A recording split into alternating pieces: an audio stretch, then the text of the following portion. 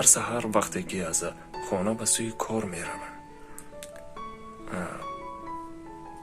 یک عشق، یک احساس مرا به سوی کار واقعا هم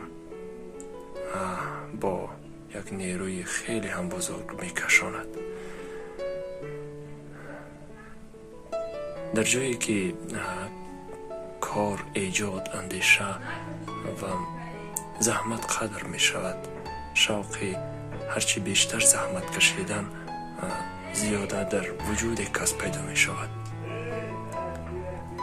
ما در جای کار می کنیم که روزی ما با ایجاد، با اندیشه نو تولید کردن، با یک چیز نو تقدیم کردن و آدمان، با یک راهنمایی کردن، با یک اطلاع نو دادن بیگاه می شود و همگی سرگرم کارند. روزی دراز در جای کار همگی وابسته هستند، همگی دلداده هستند، عاشق هستند و این که سخن نوی بگویند، اندیشه نوی تولید کنند، حرفی نوی ایجاد کنند، اطلاع تازه برای مردم برسانند. در همچنین جایی که علاوه بر همه این برتریت ها احترام همدیگر هست، قدری زحمات یکدیگر هست، واقعا هم کس عاشق کار می شود.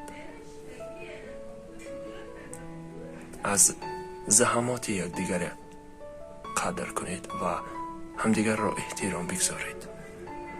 در جایی که زحمت یک نفر قدر نمی شود و یا اینکه در عموم زحمات یکدیگر قدر نمی شود، در کارخانه‌ای که زحمات قدر نمی شوند و احترام میان همدیگر وجود ندارد، در جایی که حقوقها پایمال می شوند و در جایی که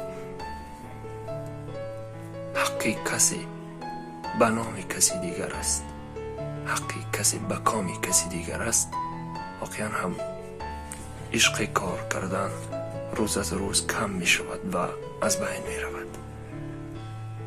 همیشه تلاش کنید که برعکس این باشد. تلاش کنید که کارخانه اتان گل گل بشکفد با سبب احترام به زحمت، قدر کردن زحمت، حرمت و احترام همدیگری و رعایت حقوق همدیگری.